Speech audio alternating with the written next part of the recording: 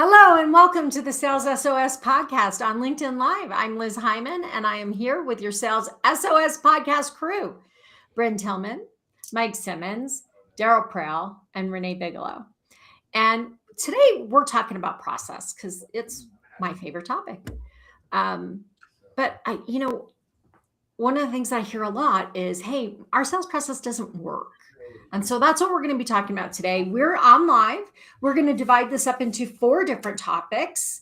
So bear with us as we change from episode to episode. But we're going to start in on the first episode. But again, remember what we're talking about right now is what I hear all the time is my sales process does not work. What do I do? All right. Hello and welcome to the Sales SOS podcast. I'm Liz Hyman, your host, and I am here with your Sales SOS podcast crew, Bryn Tillman, Mike Simmons, Daryl Prowl, and Renee Bigelow. And today we're talking about what I hear all the time is my sales process doesn't work. It's not working. Something's wrong. What do we do? And that's what we're going to talk about. In this first episode, we're going to be talking about what is a repeatable business-to-business sales process? Like, what does that even mean? And how do you make one work? What's working and what's not working? So that's what we're going to start with. And I'm going to let whoever wants to start take it away. It might be Mike, because Mike and I share like this extreme passion for this topic. What's a sales process, Mike? And how do you know if it's working or not working? Probably better for me to wait until everybody else goes, but just from a definition standpoint, I'll lay this out as a process. Like, what is sales? Sales, for me, is connecting the dots between problems that are either known or unknown and solutions that are either known or unknown. And once you connect those together, ultimately, you're able to help somebody on the other end solve the problem that they've got. So that's sales. The process is a series of events, when done in a specific order, yield the same result, or yields a desired result. So a process in the context of cooking or baking could be, you have a recipe and then you have a set of instructions that you have to go through in order to get to the end. And if you follow the recipe, all the right ingredients, done in the right steps, there's a high likelihood that at the end, you're going to have either a cake or lasagna or whatever the thing is that you're making. So that's how. So when you combine both of those together, you have the ability to take a problem, understand a problem, solve a problem with a solution. You go through steps, make it through each of those steps. At the end, you hit the ideal, or at some point you go closed one, then you implement, and then there should be some success on the other end. So I want to jump in for a second on this idea of a recipe. And I forgot we were going to try and do this. I want to jump in on this idea of a recipe, right? So if you're baking, there are things that you can change. Like I can add chocolate instead of cinnamon, or I can add a little coffee flavor if I want. What you can't do when you're baking is go, I don't think I'm going to add the baking powder. Because for anybody who bakes, if you don't add the baking powder and the recipe calls for it, you will not have a cake. You will have a cookie, something flat that doesn't rise, right? And sales is a lot that way, right? So I think it's a really apt analogy when you talk about baking or cooking or following recipes. Some kinds of things, like if you're making a chicken dish and you want to add a little more wine or a little less wine, or you want to add a little this or a little that, it probably won't ruin the recipe. But in others, it will matter a lot. And I think the same is true with sales. There are some sales processes that there are critical steps that if you miss them, you will have a fire. And there's others that maybe what you're telling you have a little bit more leeway. And I think it's really important. We need to have as structured of a sales process as is necessary for our team to be successful. Am I right on with that, you guys? Yes. Yeah, I love that. I think the baking recipe really stands out to me too, because in some types of baking, you really need to make sure you follow the steps in order to, because Like if you mix the wet ingredients in with the dry ingredients, sometimes you don't get the same consistency. For instance, you should mix dry and then wet and then combine them together in some recipes, right? Like, so it's important to follow the steps in order sometimes, to your point of needs to match what it needs to be. But the other thing that really stands out to me in the way that you said, where you can add chocolate or you could add coffee flavor, or, where you have flexibility, being very clear on what steps are important for the outcome and where there is flexibility and personalization opportunity for things. I think that adheres to the recipe metaphor very well too. I'll jump in, and when you say my sales process doesn't work, that's a real big umbrella statement. Wait. Why can't I move Daryl? There he is. Go ahead.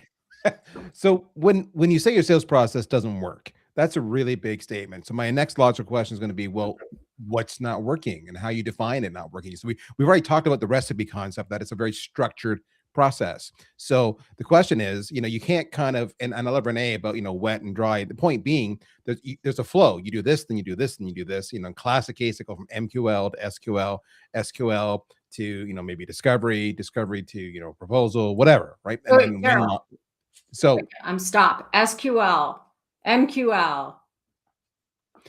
Sales qualified lead, marketing qualified lead. You have, so these aren't necessarily sales stages. What they are, it's a flow, right? The sales process goes through a flow. So when you say it doesn't work, well, based on what? Is it getting stuck? Is it not getting in? Is it not getting discovery? Or is there too much time happening? What I'm getting at is you need to audit to see where it's going. And there's a lot of common things you'll see when your sales process isn't happening. Some of the common things is you'll see it get stuck at a certain stage, or it's taking too long to progress from one stage to the next stage, right? We got that no man's land where it's the middle of the sales process and nothing's moving forward. Okay, so why is that? Is it your sales technique? Are you trying to sell a certain way, but the buyer wants to buy a different way? A good example of that is you really want a demo, and the buyer isn't ready for a demo. The buyer wants to talk about the problem, but your seller wants to talk about a demo. So is there a disconnect there? So when your CEO sales stage doesn't work, I say to you, you've got to get very particular and figure out where it's broken and what's causing it. Is it systematic? In other words, your systems don't work. Is it behavioral? It's the way your sales reps are approaching the job. Is it a combination? Is there a lack of accountability?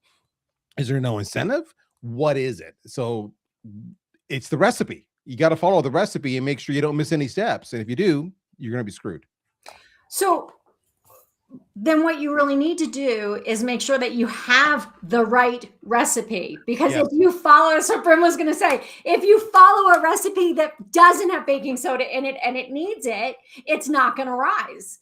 Right. So if you have a process that doesn't work and everybody follows it to the letter, it still doesn't work and you're still not going to get the result that you want. In the same analogy, if your buyer wants chocolate chips and you're not putting chocolate chips in the recipe, you're not going to sell any cookies.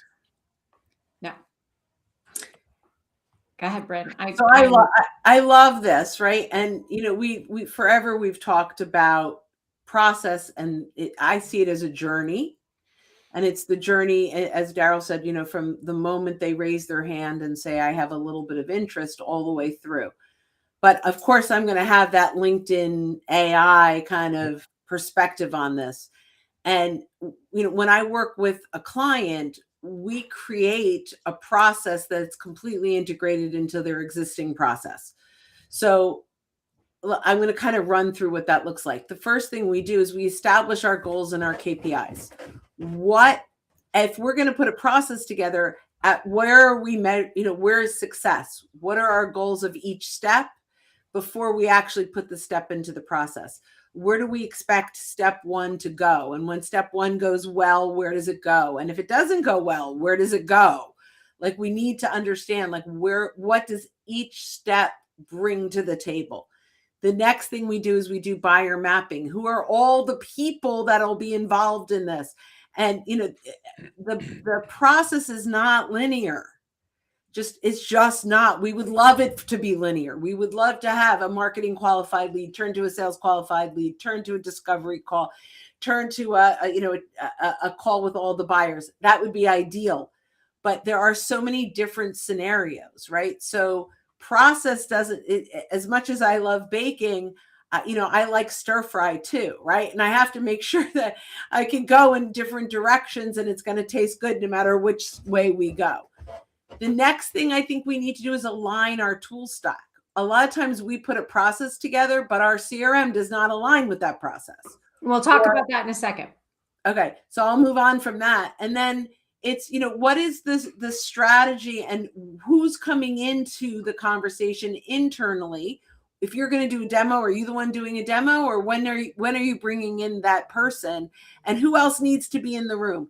I mean, I can go on and on. I may be going forward, but I think there's a lot of foundational work that has to go before you even have a process that works, right? And I think you got to look at it as it's not a linear journey, and you have to be okay with that, because otherwise 90%, I made that stat up, 90% of it's going to fail because it didn't go the way you thought it would. So process does not have to be linear. I'm not a baker. I'm throw it in a pot kind of person, but I know what tastes good together. Excellent. Thank you. Hey, Liz, do you see the question from Logan? I just saw it. So how do you distinguish sales from marketing or sales from prospecting? Is it possible the problem is actually further upstream than sales? Yes and yes, right? So first of all, the idea that there's this super clear distinction between sales and marketing isn't true anymore, right? People are involved in the marketing process and the buying process and the selling process. It's all mixed up together. And yes, the process can be, there can be a problem with the process far upstream. You may not be interacting with the client in the way that they want to be interacted with at the point that they want to be interacted with. You may not be talking to the right people, getting the attention of the right people in the marketing process. There are a lot of things that can go wrong. And they can go wrong anywhere from way up in the marketing and prospecting all the way to the closing or the next purchase or the delivery. So when things don't work, it's really about stopping and saying what worked, where are things not working, and fixing that instead of doing, Logan, what happens most is it's marketing's fault. It's sales' fault. We got it for them. They didn't close it. They didn't get us the right thing, which is usually what happens. And we're actually going to have an entire 4-series episode series talking just about this topic, getting sales and marketing aligned around the sales process in a couple of months. Okay. Any last thoughts on sales process? Yes, Renee. I have one. This is not going to surprise y'all that I'm going to bring it back to the experience too. I think it's really important to remember when you're building a sales process, and Bren and Daryl, you both touched on this in a different way. Daryl, when you said your customers, if they want chocolate chips and you don't put chocolate chips in, you got a broken process, right?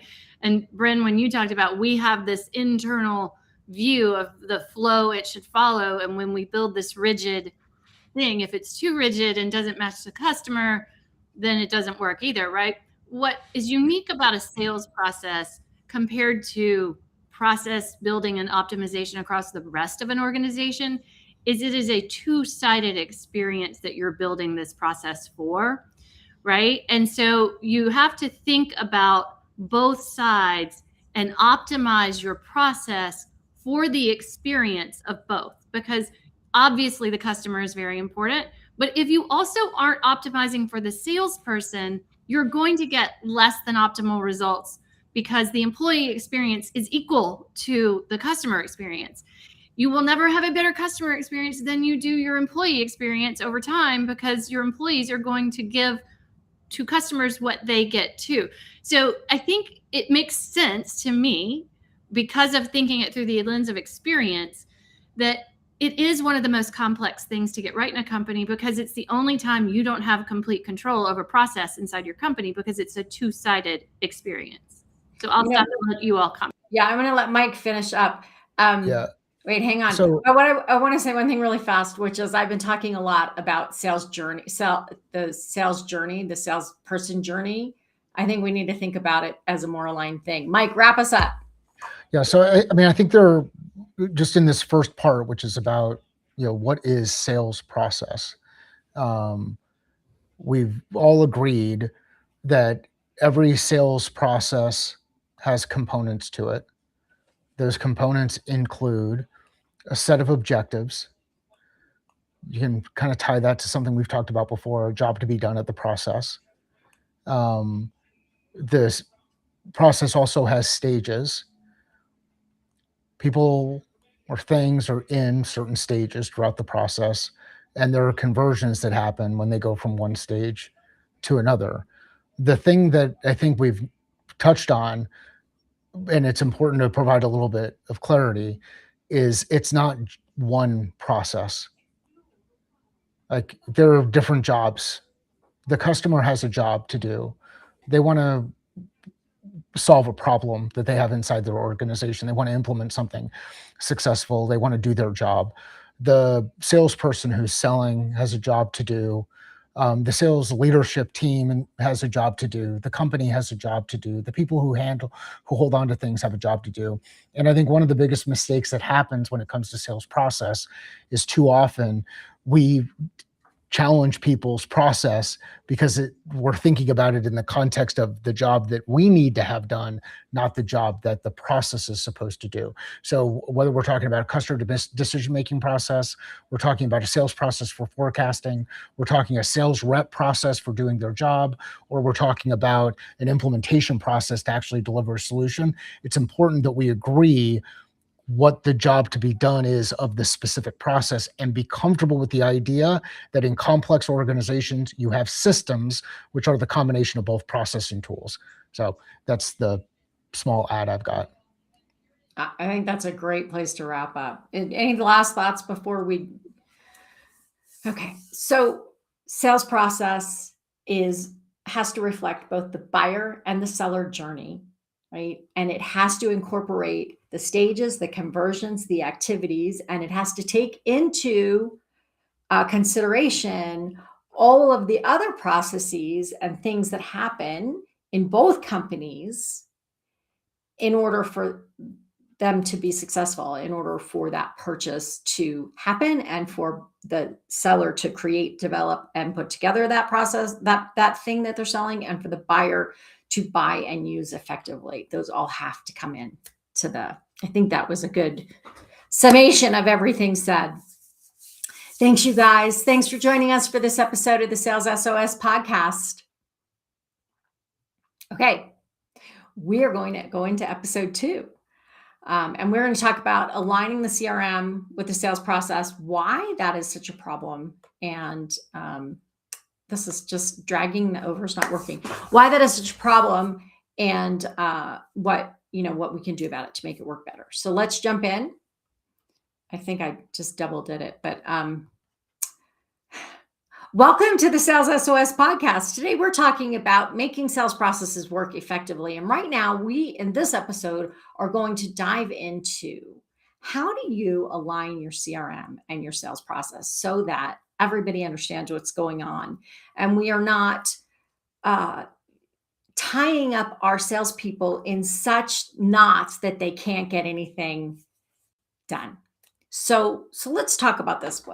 What are your initial thoughts when we start talking about aligning CRM and sales process?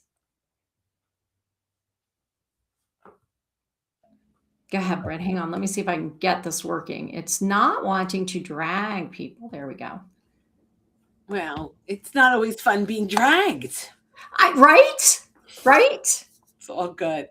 Yeah. So I'm going to go through, and this changes from client to client, but we just did this for a client and we built out what does the CRM look like from the LinkedIn.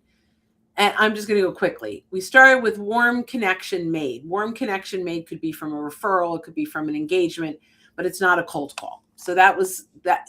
And this is what the CRM is aligning with the LinkedIn activity. The second one is connected on LinkedIn. The third one was conversation scheduled. The next one was discovery completed. Then primary influencers looped in. Then problem validated, solution aligned, decision stakeholders all confirmed, proposal, and then closed, won, or lost. and then referrals asked for. And so that was this particular, and we took that, and that was for this client. It may not be the same for everyone, but we took that, and it's a lot of stages, but those are the stages typically that they're going through. And so we put that into the CRM as the stages from a LinkedIn perspective.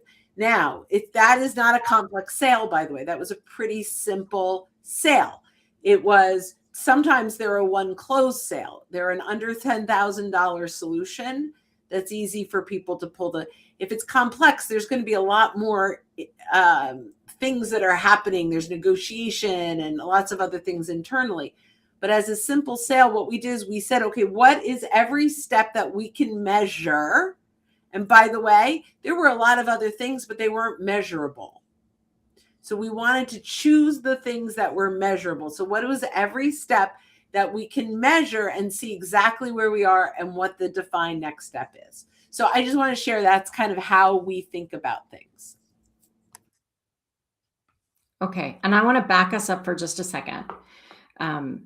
So if we think about our sales process and what are we measuring, let's, even before we do that, let's distinguish between a business to business sale and a business to business complex sale, right? So if I have a complex or enterprise sale, there are a lot of people who need to do a lot of different activities. So it may be that if demo is part of my process, when and where I demo to each of the different kinds of buyers may vary. I may demo to the first person before we even qualify the lead, and I may demo to the last person just before it closes, and I might do 3 demos in between. So we want to be really thoughtful. If we have a relatively simple sales process, we can use activities like Bryn described to say, this happens, then this happens, then this happens. We have this meeting, or we send out things, we get them to say yes to accept our invitation, then we get them to a conversation, then we, right? It's very simple. Those are actions. If you have a very complex sale, within each stage, there might be 10 actions with 5 or 6 different people. So the more complex your sales process is, the more complex your entire way of measuring it needs to be. So when you're setting up the CRM, you do not create 75 stages to address every single activity that's going to happen. You then have to think about, these are the stages. This is what converts it from one to the other. These are the necessary activities that have to happen in each one of these stages in order for this sale to close successfully. And what I mean by that is, if you have to gather certain information, or you have to ask a specific question that qualifies a client in or out, like they don't use Google Docs and our tool only works with Google Docs. Like, you have to then ask that question early on before you waste time. So I think I've made that a little complicated, but we need to understand in a complex business to business sale, what the stages are, what the activities are, what must happen, what might happen. And then we can think about how we want to build that process and what tool we want to use to document the different steps. Mike, did you want to input on that? Yeah, I think really just to hit on, reinforce that point that you highlighted, Liz, which is really important, is know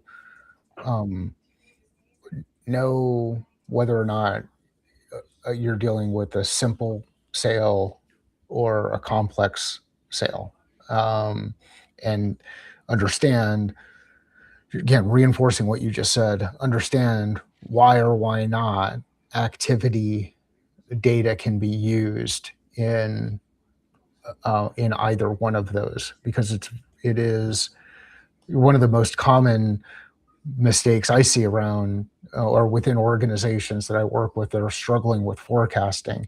There are those ones where they have demo as a stage, and you ask the question, how often is there ever a scenario where they provide multiple demos?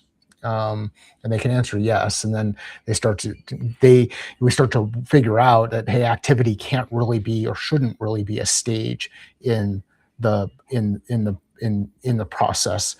in that specific instance. So I just wanted to reinforce your point. If you've got activity as stages and those activities happen multiple times inside your process, you probably are doing it wrong.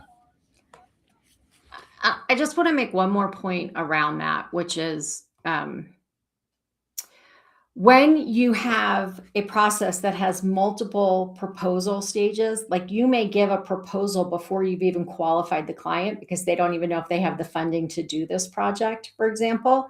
But in your sales process, you identify proposal delivered as a stage, and the next stage is close the deal. You are always going to have this big fat funnel at the bottom, this full of all this stuff floating around that isn't ready to close. And you'll be wondering, why isn't stuff closing that should close? Because it actually, that behavior, that particular action doesn't necessarily mean the decision makers are ready to make a decision.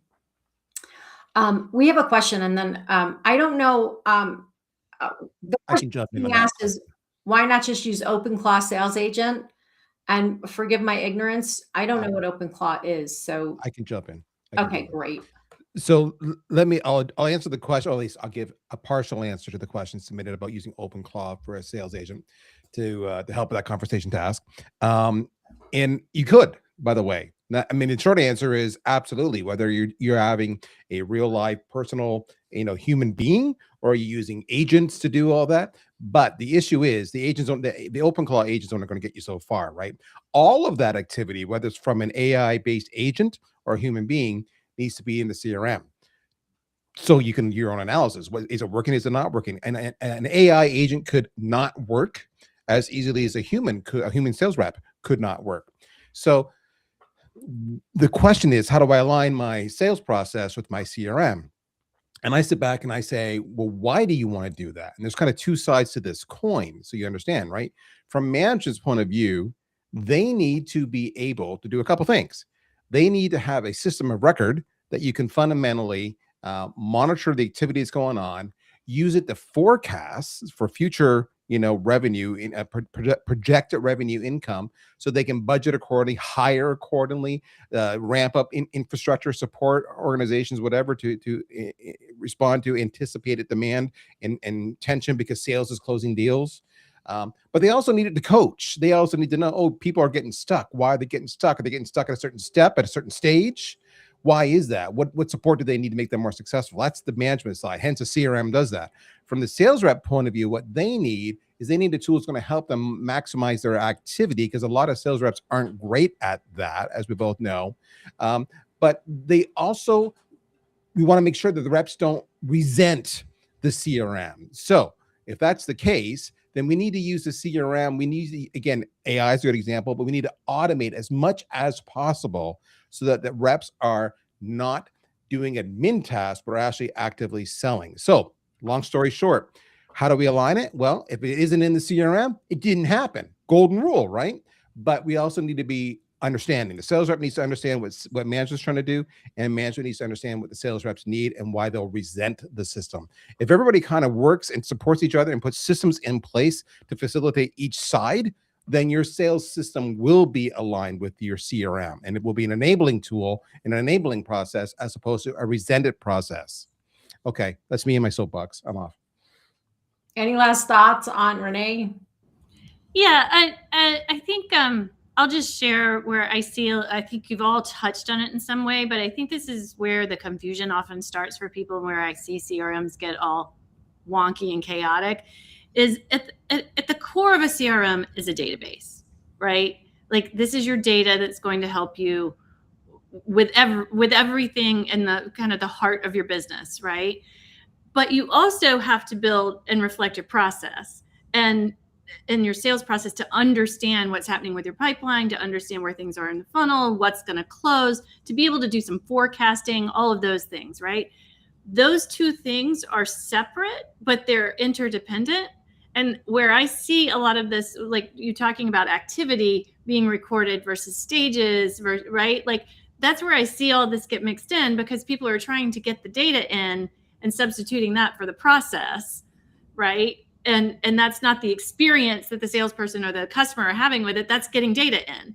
So remembering that it's doing dual, and then it's giving you reporting, and a lot of people have their service side of the business hooked into it and everything else. But remember, there's process and database, and they're interdependent, but it's not the exact same thing. So like just getting the data in is not your sales process. And that's where sometimes that's where activity gets conflated into sales process. So I would just say taking a step back and documenting what data you really need, to Daryl's point, if it's not in there, you don't have it to make decisions. You can't decide if you need new products. You can't decide if you need new staff. You can't decide if you need to do other things, right? Unless you have data. You can't find lookalikes for your current customers if you don't have the right data on who your current customers are, all those reasons.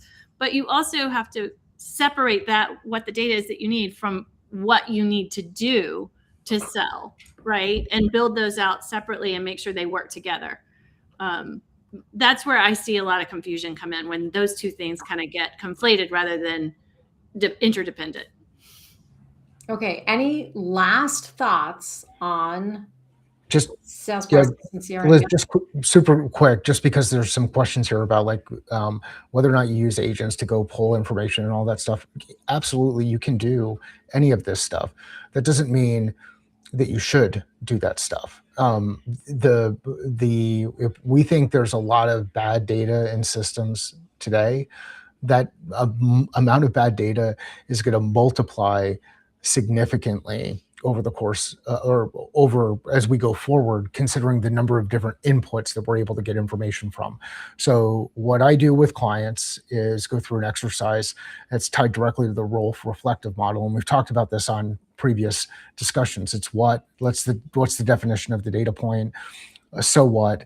Why does it matter? Now what? What are we actually going to do with it? And if you can't answer those three questions, from my perspective, it doesn't earn the right to be in the CRM. Now, given the amount of data that you're able to capture in the CRM and put it in different places that's hidden from folks, that doesn't, you've got a little bit more flexibility about what you add. But if you're going to focus on sustainability and not creating a bunch of waste, and you want to make it really simple you want to reduce complexity and make it simple for your team, minimize the amount of information that you're capturing and that you're requiring that they put in there, and make sure that it has a specific job, a specific purpose as it goes through. But yes, to Ab's point, you can use all of these tools and it's just going to get even crazier. And a lot of times the people who are asking these kind of questions usually are selling that kind of a platform, and this isn't the place for that. I mean, most of the people who are trying to implement those agents right now have never managed a sales process, but they've used ChatGPT to figure it out. And I'm happy to have a conversation directly with anybody who, especially Ab, if that's what you're getting at. Thanks, Mike. Yeah. How do we align the CRM with the sales process? One is we start with the sales process, then think about the CRM. How are we going to use it to help us achieve what we want to? I think there's an elephant in the room that we absolutely need to discuss. How does AI fit into that? And the answer is different for every company, how you're going to implement AI into your CRM and sales process. But I think that the critical piece that has to come out of this, there are two things. One is, we've already said it. It needs to be simple. It needs to work. It needs to not tie down everybody. But the second is, it needs to measure and motivate momentum. If all we're doing is using the CRM for past tense, it is not helping us move the sale forward. It's not helping us prioritize our work. It's not helping everybody see what forward actions are working and what aren't, what conversations or whatever are working that aren't. So when you're thinking about this alignment, remember, the CRM begins and ends as a tool to help your salespeople be more effective. And then it can do a whole bunch of other really cool things. I want to give a shout out to Ab. He's added a few more messages here where he's smiling at us and says he's not selling anything. He's just kind of curious, and I love it, Ab. That's the whole purpose of the podcast. Ask away. Those are great questions you're asking. And it's okay to sell. Like, it's okay to sell. Yeah, it's okay to sell. It's not okay to sell without, yeah. It's not okay to sell without context. So want to add to it too that everything that we've just said about the process and what you do with a CRM, like that applies no matter whether it's actually going to be a CRM or an AI replacement, right, of a CRM, Agreed. or if you're going to use humans or agents. The figuring it out, documenting it, making sure that we all know the lanes that we need to hit and stay in, and in order to see success in the outcome, that ensures success no matter what the platform is or if it's an agent or a person. So like, I think the answer to it is yes, you can do most of these things either way, but you got to do these steps first. All right. Hey, everybody, thanks for joining us for this episode of the Sales SOS podcast. All right. As we jump into the next one, we're going to be talking about predictability. So welcome to the Sales SOS podcast. I'm Liz Hyman, your host, and we are here. Move me over. I'm Liz Hyman, your host, and we are here talking about sales process and making it work. And in this episode, we're talking about predictability, right? Part of the reason we have a sales process and the reason we use tools like CRM is so we can begin to predict outcomes. And why do we need to predict outcomes? We need to predict outcomes as company owners or as company leaders, because I need to know how to spend resources in order to make this company run. And if I can never predict revenue, I can't do that. So the question then becomes, how do we use sales process to help us do that more effectively? And I am going to throw that out to the team and see who wants to answer. I'm going to change our view here if you're watching us, so we're all on, because the system doesn't seem to be working today. So how do we use sales process to help us have a more predictable company, more predictable revenue, more predictable outcomes, better forecasting, better planning? How does the sales process impact that? So I'm just going to talk for a moment on this, because this is really, when it comes to, I mean, we put in process in place, but it's for like this little sliver of the sales, which is the LinkedIn area. But I do believe that we have to once a month or once a quarter do a stop, start, and continue, right? What's working, what's not working, what should we continue, what should we start doing that we're not doing? So the challenge with predictable is nothing is really predictable. Like, past performance does not predict future outcome. That's in sales too, even though we can say that it does. Things change, right? The environment changes, needs change, the economy changes, all these things, right? So predictable is dynamic. But as sales leaders, it is critical that we are looking at what is working right now and let's do more of that. And then when that stops working, let's stop doing that and do more of what, whatever it is that's working. So I will leave it at, I believe predictable sales comes from really, really strong start, stop, and continue conversations. So it's a great place to start, right? So the very first thing is, by having a sales process that we track and measure, we have some data, some ability to have a conversation around what's working, what's not working, that everybody understands. Well, I'm doing a demo and it's not working. Okay, who are you doing the demo with? At what point in the sales process are you doing the demo, right? It gives us a framework for a conversation and assessment. What else does it do to help us to have more predictable revenue? Well, I will say I often work with people who either have a mess of a CRM and starting over, or kind of starting with a new version of a CRM. And one of the things that the first 6 months or so on a CRM is going to really help us do in those situations is create a better customer journey. So more than just optimizing what the process is or whatever, like we can really start to see what the real journey actually looks like if we have thought through what they're going through, have some sort of data points. If we're collecting data, some of it is passive, right? Like how they're interacting with things that we send them, things like that. Then we can really start seeing what that journey looks like and figure out where there are gaps and improve. And that gets us to more predictability, because it's more complete, right? I would say that's one area that is very helpful, at least that I find. Mike, Daryl, any thoughts? Well, I always, I struggle with this myself, right? Because it's a question of how do I make sales more predictable? Well, how do you make sales reps more predictable? I mean, it's kind of like, good luck with that. You can coach them, you can train them, but everybody learns differently. Everybody applies what you learn differently.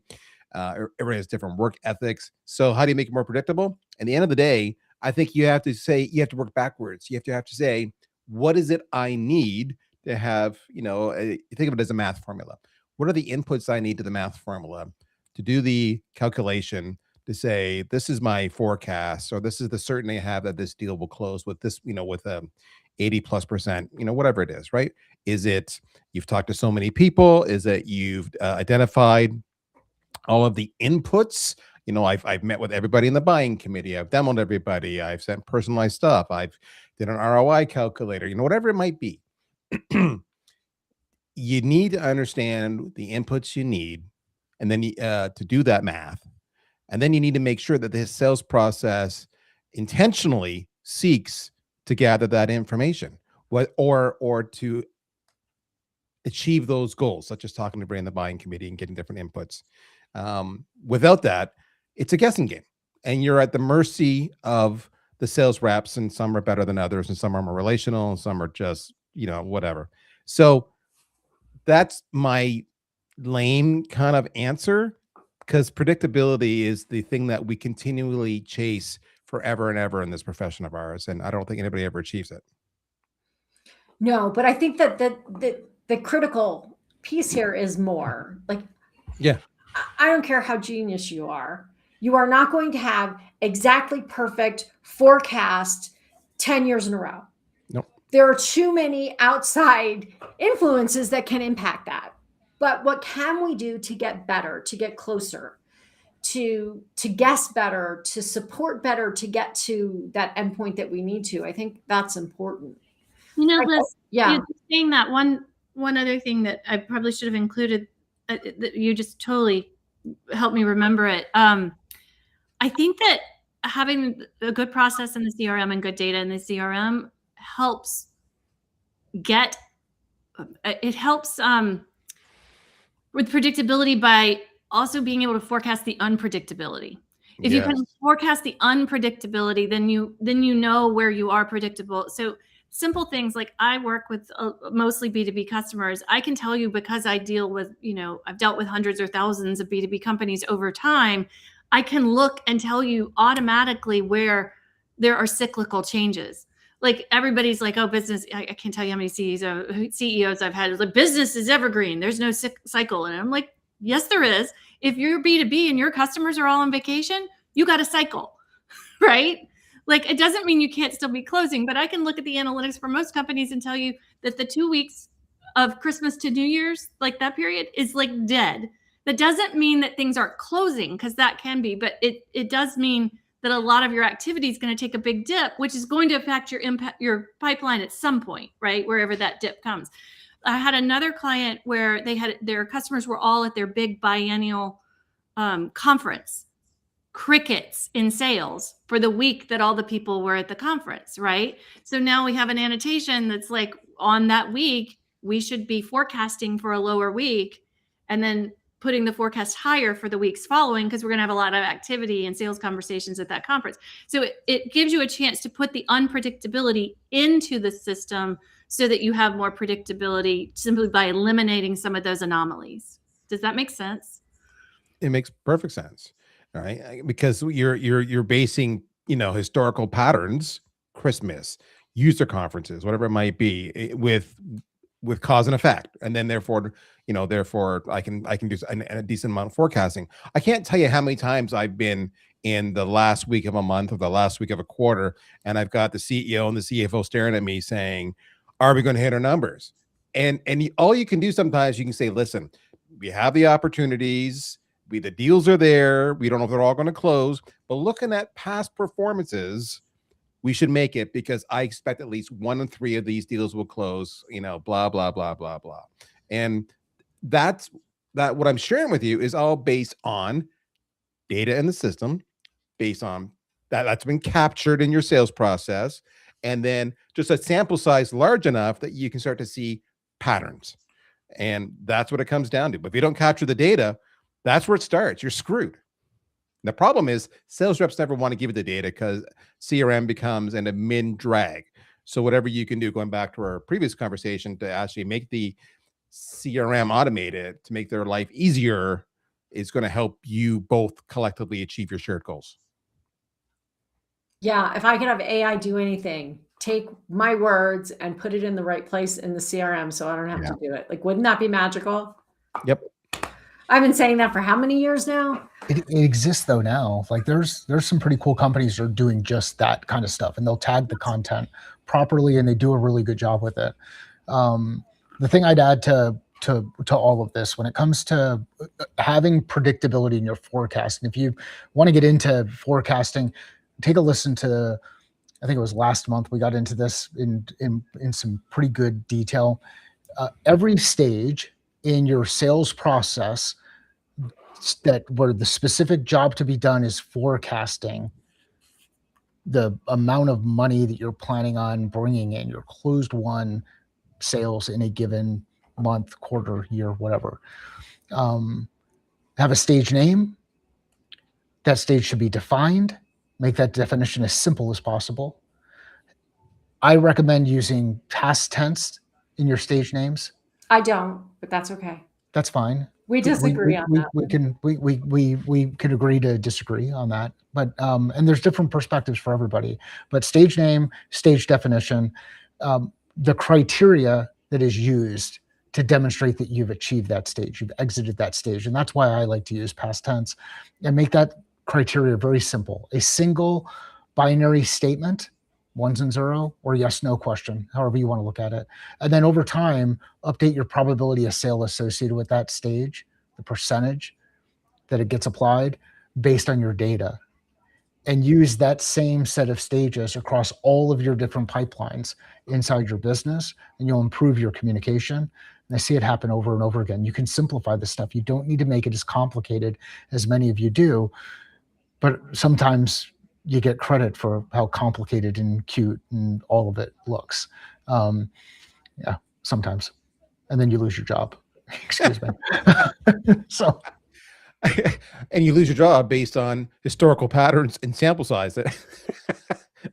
Oh, look, it's 18 months. You're fired.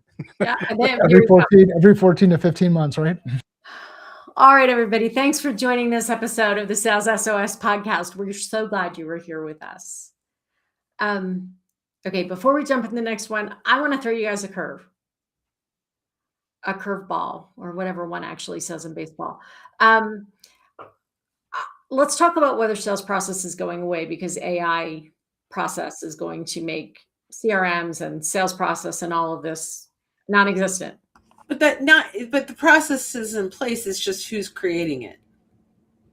Let's have this conversation, because I've heard people say sales process will not matter because of AI. So let's talk about that. Let's do it. I don't get it. It's a huge right now. Before we start the episode, I will say it's really big. That's one of the reasons HubSpot and Salesforce took such huge hits in the stock market 7 to 10 days ago. So let's talk about it. Let's have this together, because I think all of these things matter. Okay.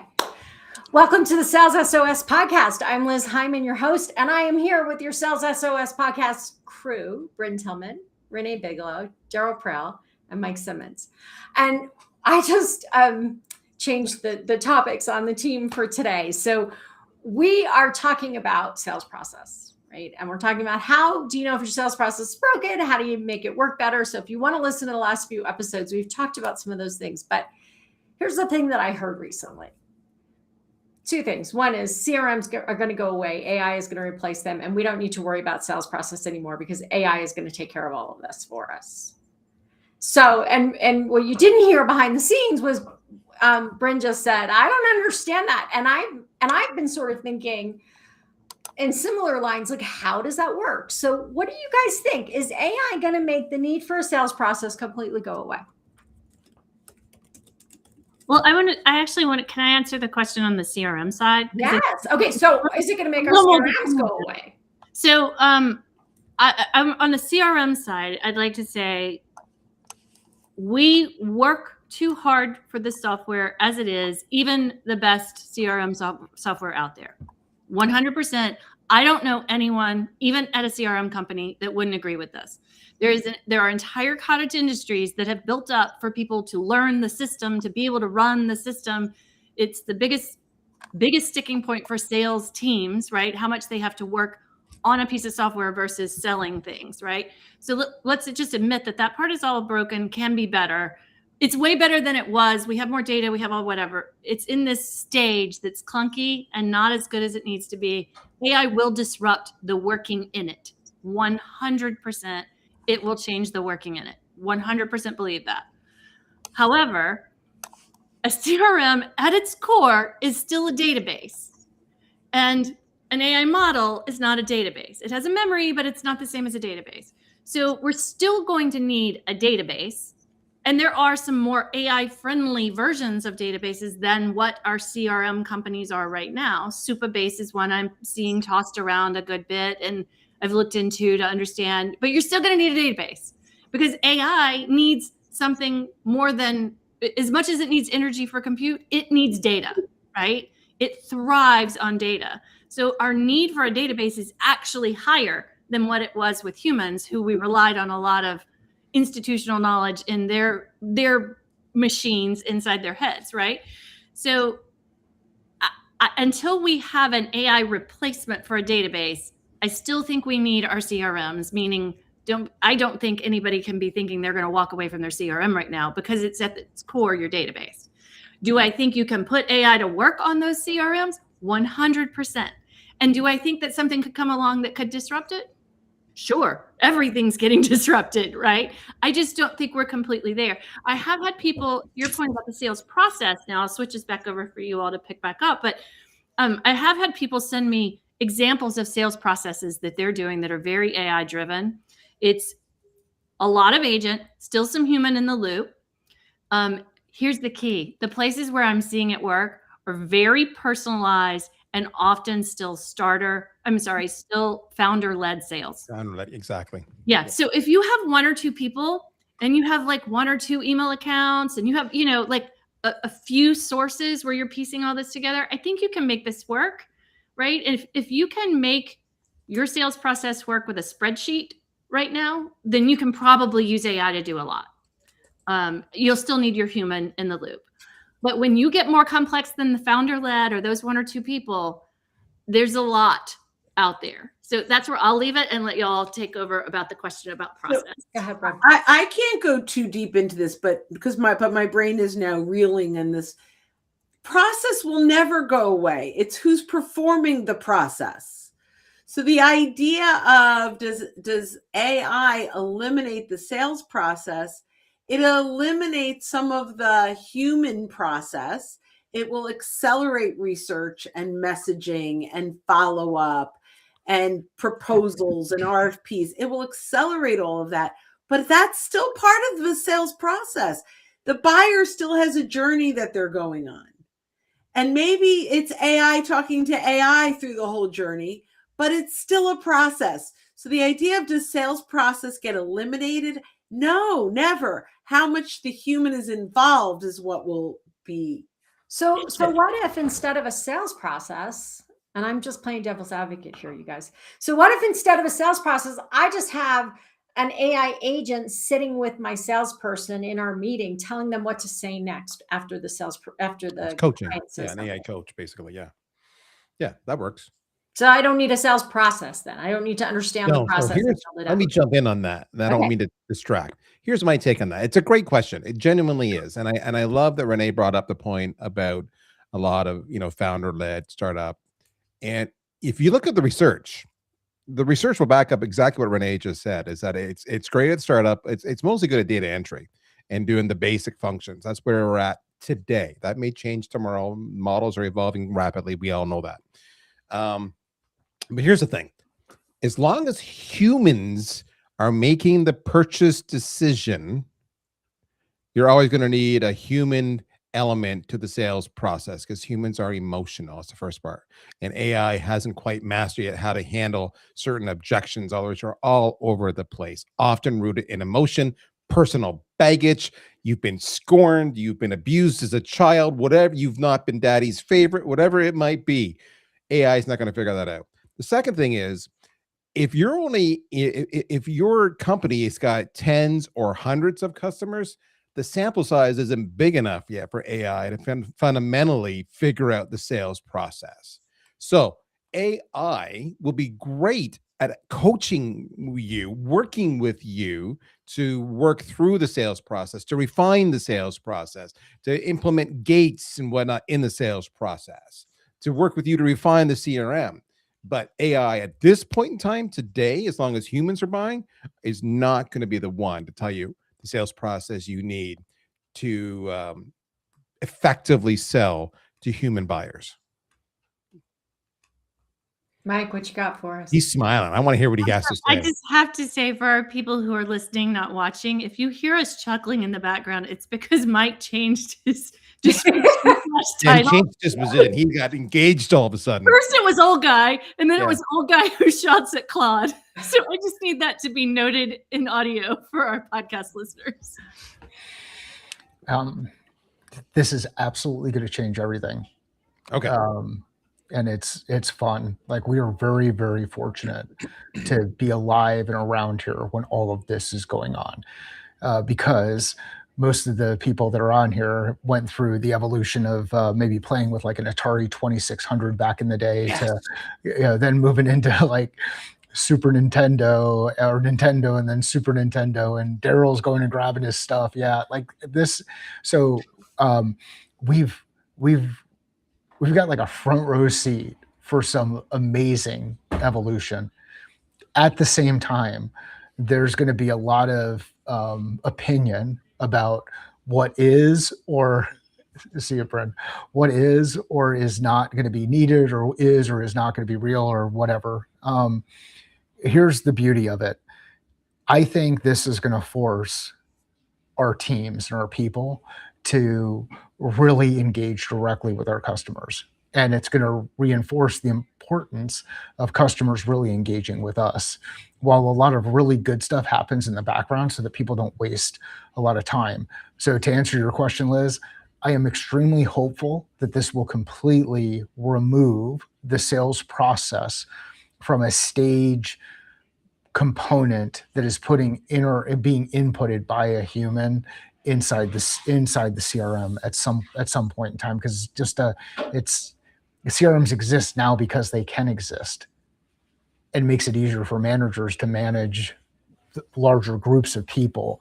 But to Daryl's point that he joked about, and I joked about too as we were going through it, a lot of those managers and leaders are getting fired.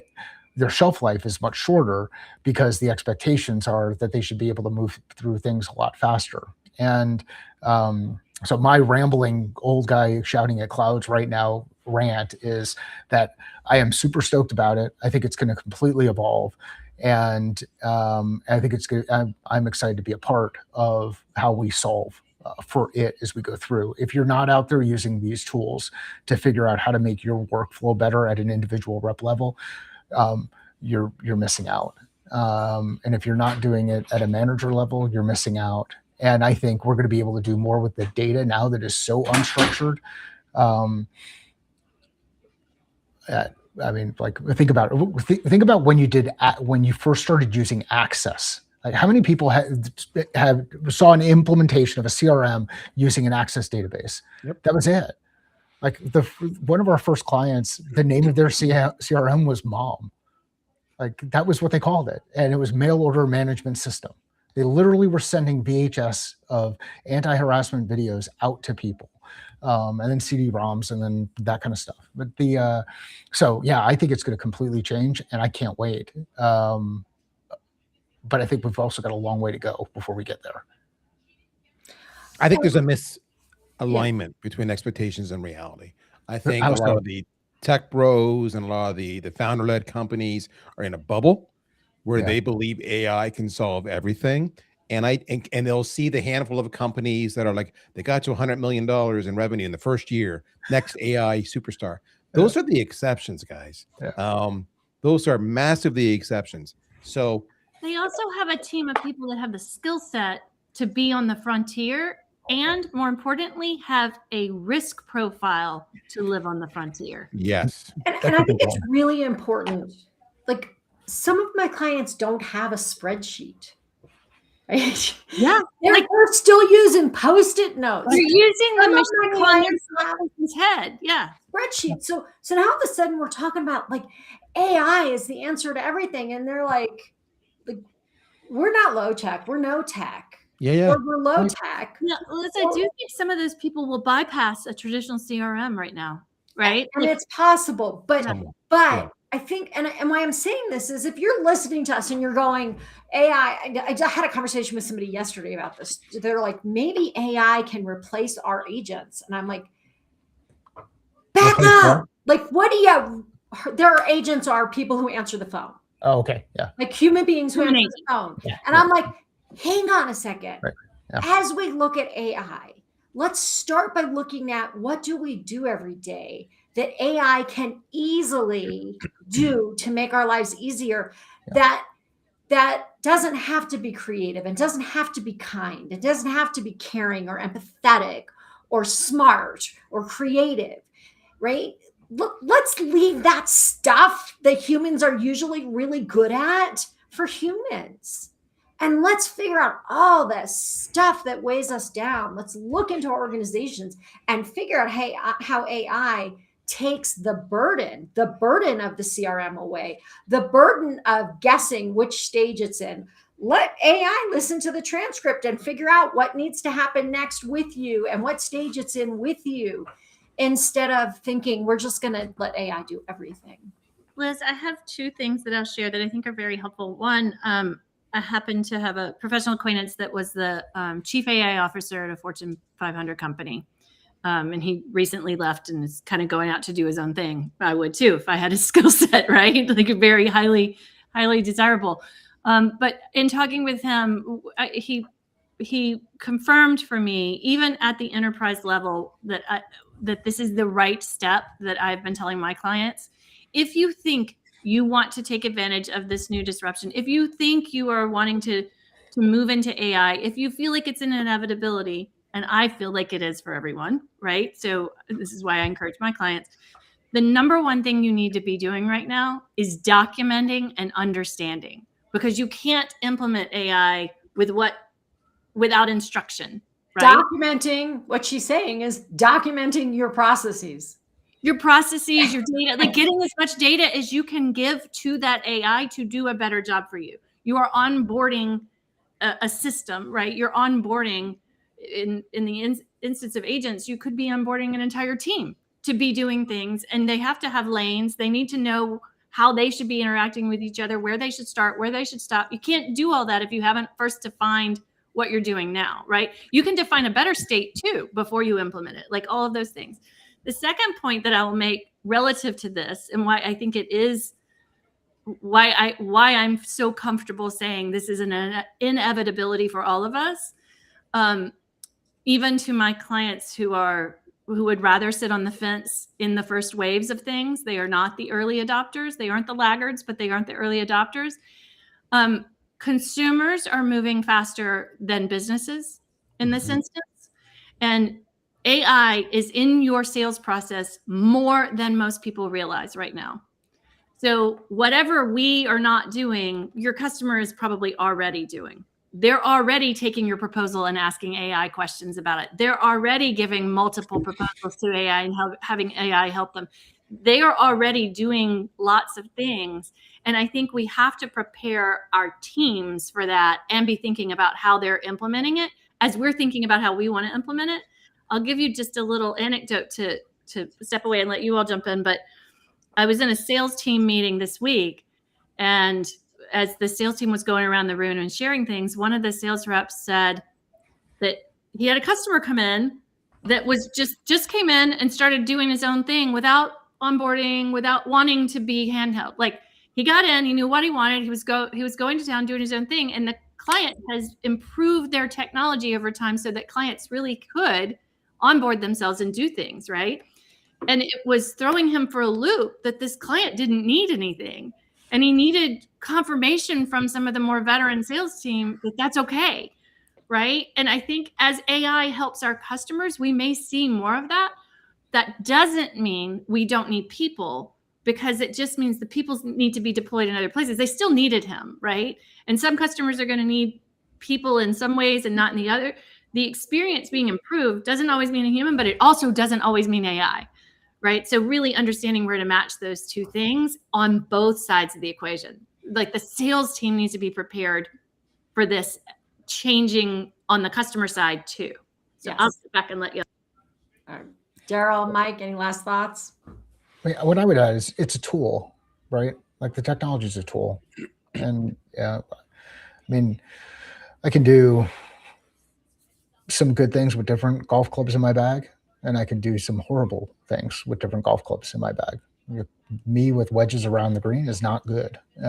Me with an iron in my hand is much better. If you don't have the skill, the tool is worthless in a lot of cases and dangerous in many other cases.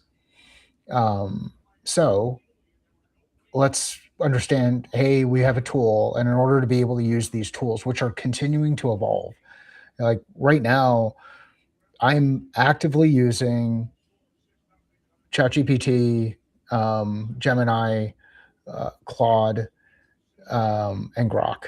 And I'm using them in different ways, and I'm taking what they do and put them back into each other. And I'm just trying to figure out, why do I want to use which of these tools?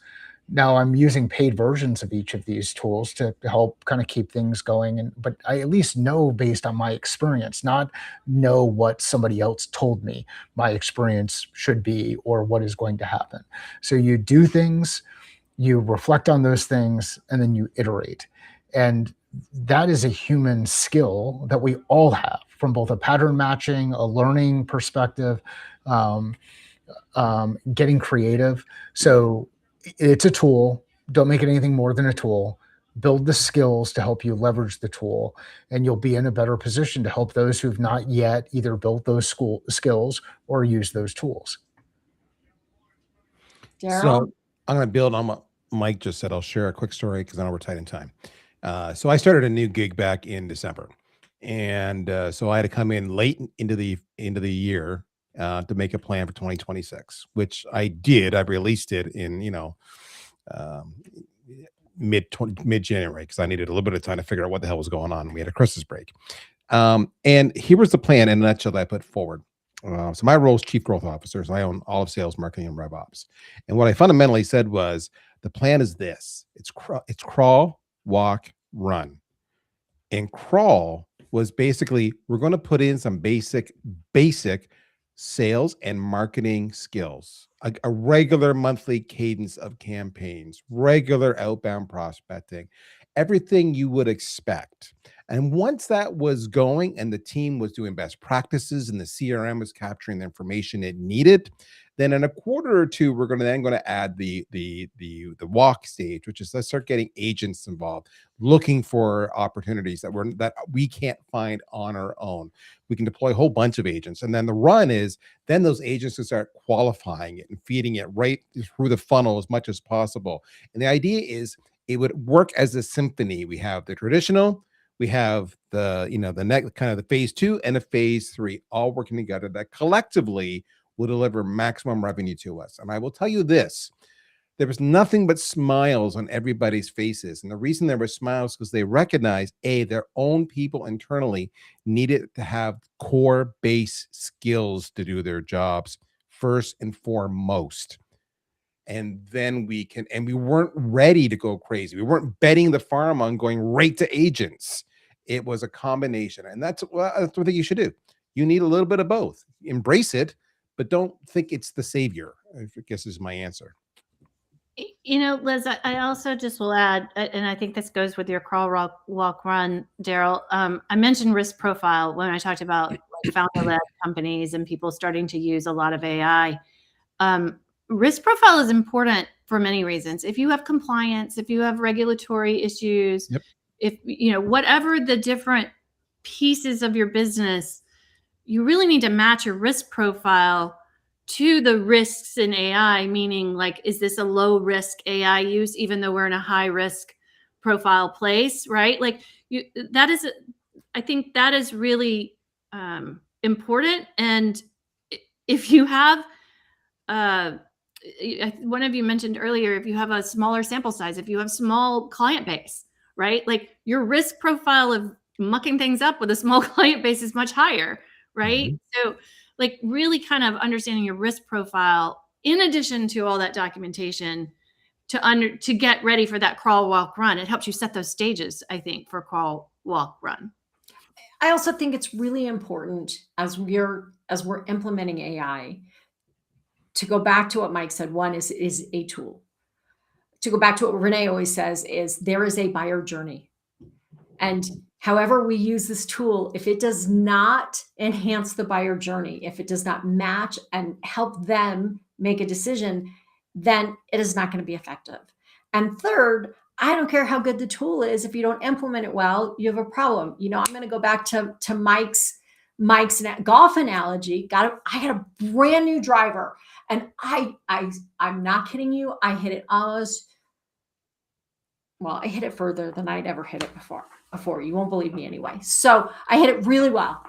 And I got up to the green on the first hole. I got up to drive and I hit it and it went 3 feet because it just bounced right off the tip and did nothing because I wasn't standing properly.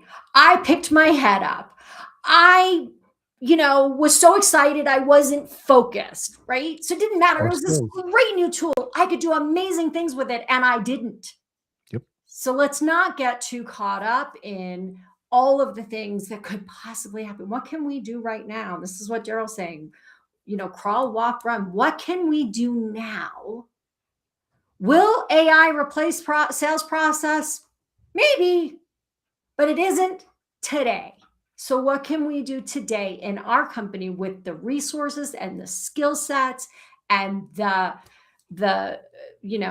willingness and ability? What can we do that has the most impact without trying to, throw away the baby with the bathwater? Let's use what we have, what we can. That's mine. Daryl? I'm done. I think we nailed it.